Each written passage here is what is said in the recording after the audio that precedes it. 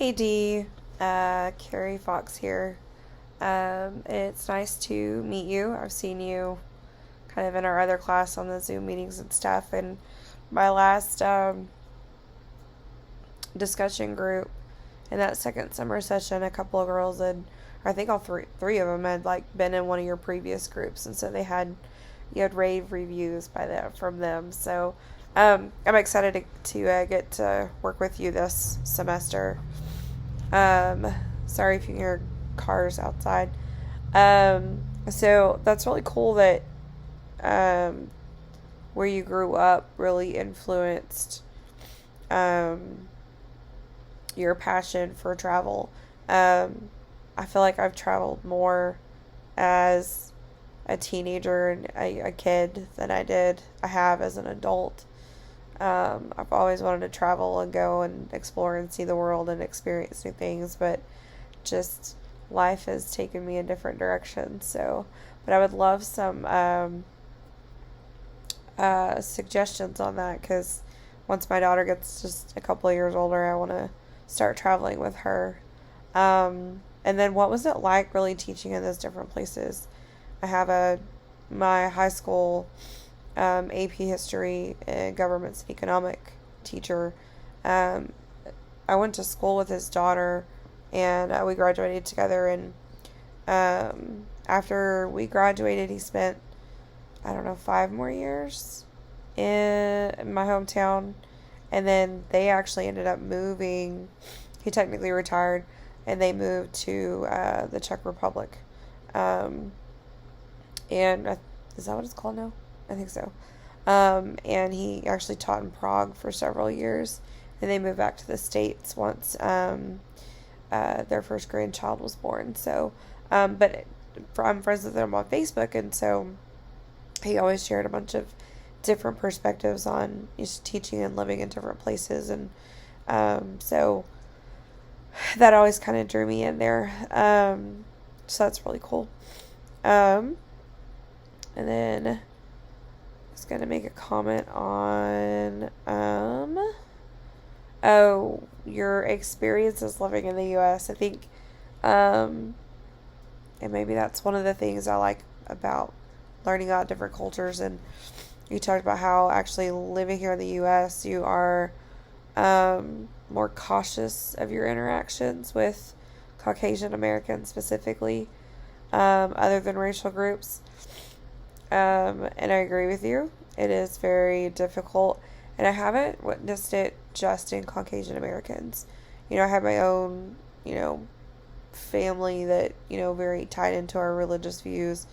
Um, but honestly, I've experienced those bad interactions with people of different cultures. Um, and so, I've kind of found, even though we're all from different backgrounds, there are many similarities between the way that we act towards each other when, you talk about those, what's the word I'm trying to say? When you talk about um, those major issues that are causing a lot of division, can't think of the word I wanted to use, and how people can just really not be understanding and not really wanting to talk and have conversations and be open to other people's whys, and other people's reasons for, their opinions or their views or their explanations. But I've experienced it in very different groups. And I've experienced some where, different ethnic groups are very, I guess, I'm going to say conservative for lack of a better word. I'm technically a conservative in that sense, but very conservative in their values. And so, and then people on the other hand, on either spectrum, I've gotten the same reactions, where people, I think I said in my, one of my videos, I think to Karina, where, that, finding it difficult to talk about the difference in sex and gender, and identifying those, and just how strange it is, and just having those conversations where I've had conversations where people are just become irate with, you shouldn't have to, that's just wrong, there's only two genders. And then I've had people that are on the other spectrum that just will just jump down your throat about not accepting them, and how just bigoted you are for having just that belief. And it's not really a thing of like, I'm not bigoted or anything. It's more of just you're being irate with someone you don't know, and you're not being willing to be kind and just listen. And so that is very hard here. And that's the other thing with cultures is, here we have and even in Canada, like, we have such a young history. Excuse me, we have such a young history compared to other parts of the world that, I feel like other parts of the world are, in some areas, are a little more advanced, in lack of a better word, their treatment of each other when it comes to these differences. And I just wonder if it's because of historically the things that their countries and societies have had to, things that they've had to deal with. Like, some of these things are not as important, but maybe they do go through them. I don't travel there. I don't talk with a whole lot of people from different countries. So, I mean, maybe they do experience the same things. And I feel like I'm rambling at this point. Sorry. But yeah, I get your being cautious of who and what you say with who you're talking to. And then let's see. There was something else you talked about. And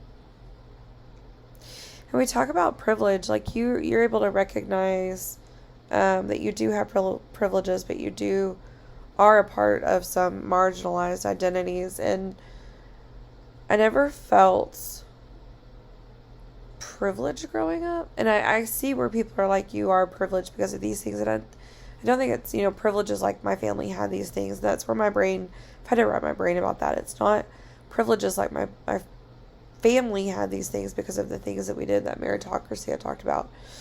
And my one of my videos, or my, I think it was my first response. But it's more in, I think, and maybe I'm wrong in this, but more of the privilege that's imposed onto me by society, simply because of my race and my ethnicity and what I look like. Because growing up, I didn't feel very privileged. I lived with my dad from second grade on. My mom sent us to live with him, and we lived on his income because my first stepmom didn't want to work. She was lazy. And then when my dad married my first stepmom, she was already a teacher. So, that's a little bit later on. I was a teenager by then, but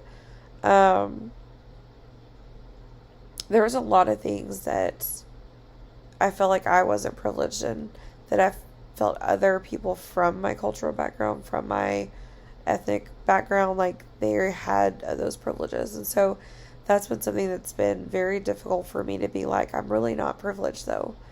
But I've had to wrap my brain around, like, it's not like I have these things because it's of what I've done. It's more of the things that I'm given because of what I look like, or where I live, or how much money I make.